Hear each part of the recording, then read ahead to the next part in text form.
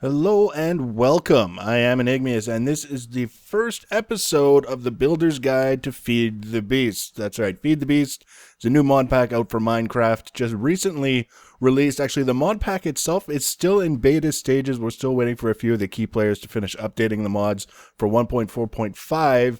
The launcher for Feed the Beast has been out in its release state for a little while now. A lot of kinks been worked out of that in the last little while. So now is the perfect time to settle in and get started on this series, because there's a lot of things that we can cover as we're waiting for those mod packs to come out that will apply to everyone regardless of which mod packs that you like to focus on. Now, because this is the first episode, I just wanted to take a few minutes to talk about exactly what I aim to accomplish with this guide series and what you can hope to get out of it. So while I do that, you can enjoy a little flyby view of my facilities in my Feed the Beast world. Even though we're going to be getting some mods added on later, I'll just be making a Mistcraft age for mining to take advantage of the world gen ores as they come in. Now, the reason why I'm doing these guides is because I see a lot of questions from people all over different forums, Reddit, all over the place. They like the idea, but there's a lot of mods, and the hardest thing to do, it seems, is to get started. It can be very, very overwhelming if you aren't familiar with exactly what it is a person might be trying to do. So the thing about this is there's no one right way to play the game. All I can really do is show you how I get started. Now, the thing that I like to do is I like to get all my infrastructure set up, all of my power generation, all of my item sorting and processing, so that I can build crazy things and do crazy stuff. If you've seen some of my tech videos, I like to do vehicles and different structures for different purposes. That's what I like to do. But there are a lot of things in common with what I like to do that will apply to you no matter what it is that you like to do. Now, with that in mind, the one thing that I do have to make note of is that when I play Feed the Beast, I have GregTech Mod disabled. Now, if you're not familiar with GregTech Mod, it's very controversial. It's sort of an add-on mod to Industrial Craft that the GregTech Mod developer has basically said it's one of the purposes of this mod is to extend the progression for Industrial Craft. Now, for me, Industrial Craft is infrastructure. It's not the reason that I play the game. It's like I get my power from Industrial Craft. I get a lot of my tools from Industrial Craft. I don't play the game specifically to get stuff from Industrial Craft. So to extend that process to me doesn't support the way that I play the game. So I've disabled it. And that's basically the only change that I've made to the native mod pack. I'm also going to be playing with this Fax texture pack unless I say otherwise. So if your game looks a little bit differently from mine, that's why. You'll be able to find the link to that in the information section below each video. And lastly, the primary goal for this series is just to give people a sense of direction. You can go anywhere on the internet. You can go YouTube, find a tutorial on this mod or that mod, this machine or that machine, but nobody really ever takes the time to say, this is how you can get up and running. These are some of the steps that you can take. If you're lost, this is something that you might want to consider doing next. That's sort of the purpose of this guide, especially in the early stages. Later on, I'll probably do focuses on different mods, different machines, things of that nature, but this is really intended to get the new player who's got some Minecraft experience, but not a whole lot of Technic, FTB experience, up to speed comfortably without feeling like you're being forced to do things that you don't necessarily want to do. So with that in mind, I've created a Mistcraft age, which if you're not familiar with Mistcraft, an age is like its own distinct world that you can create. And I'm not going to go into a whole lot of detail. All you need to know is that you're looking at it right now. I did my best to make it as normal as possible. And it's just so that you're not distracted by things that I've got going on in the background. And it's also really easy for me to get here from my regular facilities without having to crisscross all over the world and things of that nature. And this will serve as, at least in the early going, the first several episodes, the sort of central area where I come to illustrate the various different things as we, try and progress to the point where we can start branching out and focusing on the different mod packs and the different areas of the game. And this is a shiny new world. I haven't done anything at all here. I haven't even dug a single, block of stone. And I've left all of my high-tech armor and tools and such in the overworld in a chest so that I can sort of be in the frame of mind of someone who's starting out brand new and not kind of take things for granted, as is sometimes easy to do when you've got all of the gadgets and gizmos that streamline things. So this is exactly what we'll be doing, is we'll be starting out as though this is a brand new world.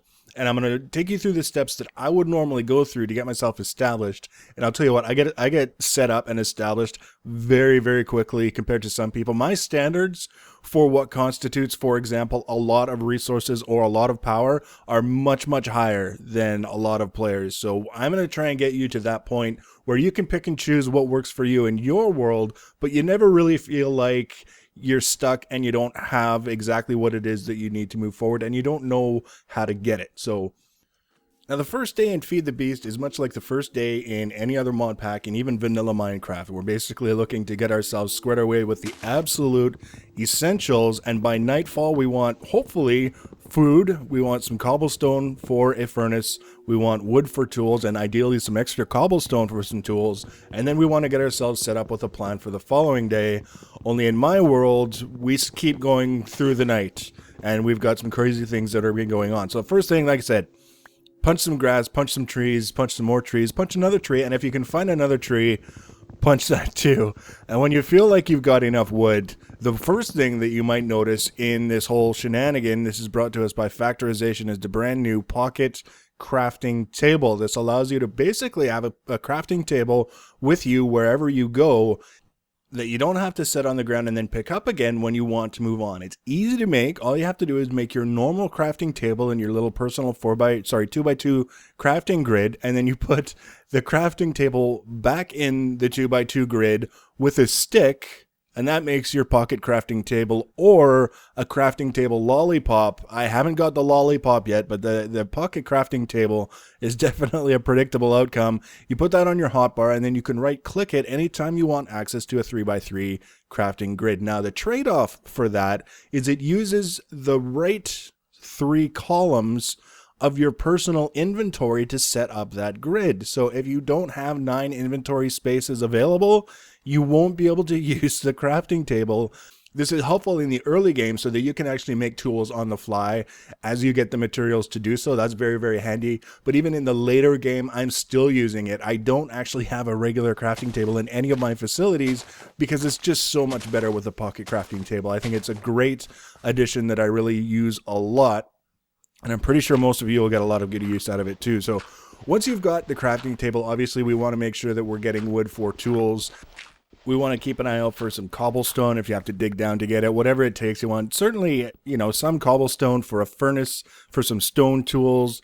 Good idea to have a sword. I mean, this is all the early game stuff, just getting stuff squared away. The one difference that I want to put forward, something to keep in mind, is before that first day ends, if you can find it, try to gather more wood than you would think that you normally need. We're actually going to be making a ton of ladders. So once you've got as much wood as you think you can find before you have to start thinking about setting up your, first night shelter, figure out, get that done, get the shelter going, get it set up, get your furnace in there, make some chests, do whatever you have to do. And then we're going to move into the second stage of the day one activities, and that's setting up immediate access to Bedrock Lair so that we can mine for whatever we want, whenever we want, without having to worry about how we're going to get out to find it. So first step in that is ladders. Now, the easiest thing that I can suggest in terms of deciding how many ladders you're going to need is to take a look at the altitude indicator on your mini map. If you're not familiar with it, I'll just kind of zoom in and show you exactly where to find it. Now it shows your eye level, and then in brackets it shows your feet level. The feet level is really, it's the level where your feet is, because your character is 2 blocks tall. That's, the reason. I don't know why they felt the compulsion to make that distinction, but they did. So what we're looking at, what we're wanting is the number in brackets, and in this case it's 69. So I want about 70 ladders. Now, we're not going all the way down to level 0. I don't even think you can hit level 0 because of the bedrock, but level 5 is where the top layer of bedrock, if you're at level 5, you're walking across the top layer of bedrock. So that's what we're shooting for. And then I want to give myself an extra few ladders just in case I have to detour somewhere, something goes wrong, whatever. It's always nice to have a few extra, but that's where we get sort of that guideline in terms of how many ladders we're going to bring with us. And you want to make those ladders up. You want to make sure you have plenty of torches. If you're not planning on doing any mining immediately, I would say 1 torch for every 10 layers that you're going to be digging through is probably plenty. And then food. Make sure that you're not going to starve to death on your way down. Once you've got all these things, then it's time to start, basically I like to set up this vertical mine shaft in my facilities so that I don't have to go out And, you know, if it's nighttime and I want to go do some mining, it doesn't matter. I don't have to cross a field full of creepers or other nasties. I can just go straight down the ladder inside my facilities, get down to the business of mining.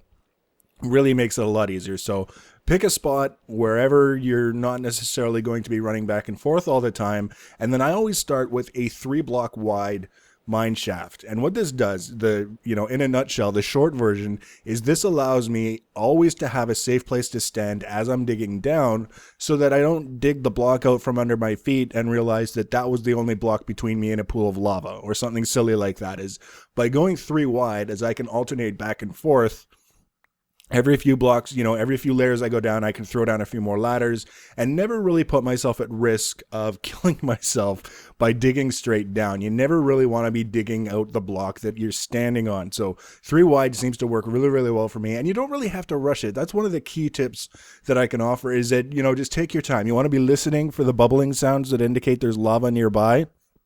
You want to make sure that, you're keeping your ladders, you're keeping up to date with your ladders. You're not going like 20 layers down and oops, I forgot to set up my ladders, because that can be dangerous. Only because if something does go wrong and you need to get higher than you are in a hurry, if you have no ladders on the wall, you're not going to be able to do that quite so well. So keep on top of your ladders, keep it well lit, just so that you can see what's going on around you, and just enjoy it. Because by the time you get down to bedrock, if you've kind of followed this step by step, it's a pretty good chance that you're going to be hitting the bedrock layer before the sun comes up on your second day in the game. I know of players from forums, people who have been playing the game for hours and hours, possibly even days, and they don't have access to a bedrock mining facility, much less one within their starter facility. So you will be so far ahead of the status quo just by setting this up for yourself. Doesn't matter if it takes you 10 minutes or 30 minutes. It's going to happen. It's going to work out for you. It's going to be awesome. And I do this in all of my worlds now. It's like, basically, I'm not happy until I have that mine shaft hitting bedrock. So once you get down to the bedrock, if you want to stay down there and mine for a while, that's fine. The only thing that I recommend is that continue digging with your stone mining picks. And when you can make an iron mining pick, hang on to it and use it just for the things that require an iron mining pick, like diamonds, for example. One of the benefits of going down to the bedrock like this is that you're putting yourself in striking range of where the diamonds like to hang out.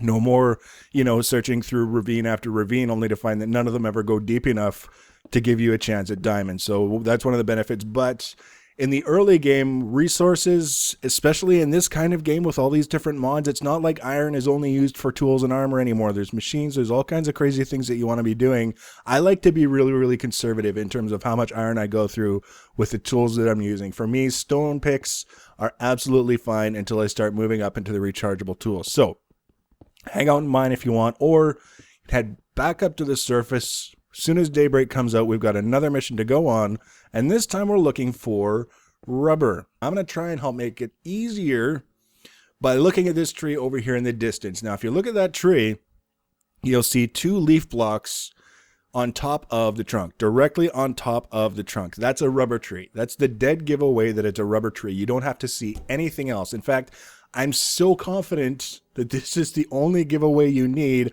I don't care what texture pack you're using, because it's still going to have the blocks directly above the trunk. Now, if you look over here, you see it's exactly the same thing. We've got another tree with the blocks directly above the trunk. Just a single column of leaf blocks directly above the trunk. That's how you identify a rubber tree, and that means that you can identify them from a pretty substantial distance. And then once you've found them, the idea for me is that I don't want to make this trek a second time. Like, even if it was only like 50 meters outside your door, I use enough rubber the way I play the game that I want it closer. I want it as close to my facilities as I can get it. And in order to do that, I just want to collect saplings. So if you want to make a tree tap and gather the resin off of the trees that you find while you're on your expedition, by all means do that. I don't even worry about that a lot of the time. I'm just here, I'll cut down the tree itself, and then I beat up all the leaves and gather any saplings that drop. That's my sort of key goal right now, is getting those saplings. Anything else is bonus. And it's not too often that you'll come across isolated rubber trees. Normally where there's one, there's at least 1 or 2 more. So just kind of take a look around. The goal I would suggest is don't go back to your facility unless it's coming up on nighttime, and then obviously for safety you want to do that, but stay out there until you get 2 or 3 saplings. And that way when you get back to your facility, you can plant 2 or 3 trees, and ideally over time you can go out and cull the trees and get more saplings and grow your rubber tree farm until you have so many trees that you don't even want anymore because it takes you too long to harvest them. Now, the goal, the one tip that I can offer when planting them is obviously they need to be planted on dirt, or grass, grassy dirt. It doesn't matter as long as it's dirt. You can't plant it on gravel or cobblestone or anything like that. But also you want a minimum of 4 blocks between each sapling. So you want a sapling, 4 blocks, and then another sapling. That's the minimum. If they're too close together and they try and grow at the same time, one of them can pop out of the ground because they're too crowded. So the idea is make sure they've got enough space in between so that they can each put out their own clusters of leaves without, overlapping one another. 4 blocks in between, you should be good to go. And that leaves us with one other thing, and that's we want to find some lava. Just to make it a little bit easier in terms of the time investment for me, I'm actually in the overworld now. I'm wearing all my, swanky gear. So don't let that, put you off. There's nothing that my gear is going to be allowing me to do for this demonstration that a stone pick won't do for you in your world if that's what you happen to have. Now, there's a couple things that I just want to show you. We want to look in our options menu and take a look under graphics, animations, make sure that dripping water and lava is turned on. What that means is when you come across a situation like in this section here where there's a spot on the ceiling where the block directly above the ceiling block is lava, it will have that little dripping sort of effect, the red circles coming through the stones, and that's your hint not to destroy that stone. We don't want to be disrupting whatever lava pools are there. We actually want to leave them and work our way around them and come up over them so that we can access them without making a mess. Lava is a little bit different from water in that it responds very, very slowly once you start disturbing it. So if you can just kind of leave it undisturbed until you come back with a stack of empty cells, that's the goal. So what we want to do is we just want to keep a close eye on the ceiling and keep digging to either side until we see some blocks that don't have the dripping effect, and then we can dig out those blocks and kind of slowly watch, see if the ones above that have the dripping animation. Eventually we will find our way up to the top of the lava pool, and then bam, it's there. We've got ourselves a pretty reasonable supply of lava that's going to carry us quite a ways. We'll be able to power the machines, we'll be able to do what we need to do until we can sort out a more stable, less maintenance, intensive situation, whether we find another source of lava and set it up so that we don't have to worry about it so much or whatever. We're going to be covering that in more detail later on, but for today I just want to recap what we've done because, like I say, probably 2 or 3 game days have passed depending on how long it took you to find rubber and lava. We have our early shelter, we have probably a reasonable supply of food right now, we have wood, we have, the basics to get started. We have access to tools. We can do all that stuff. But we also have, more importantly, a bedrock mining operation easily accessible.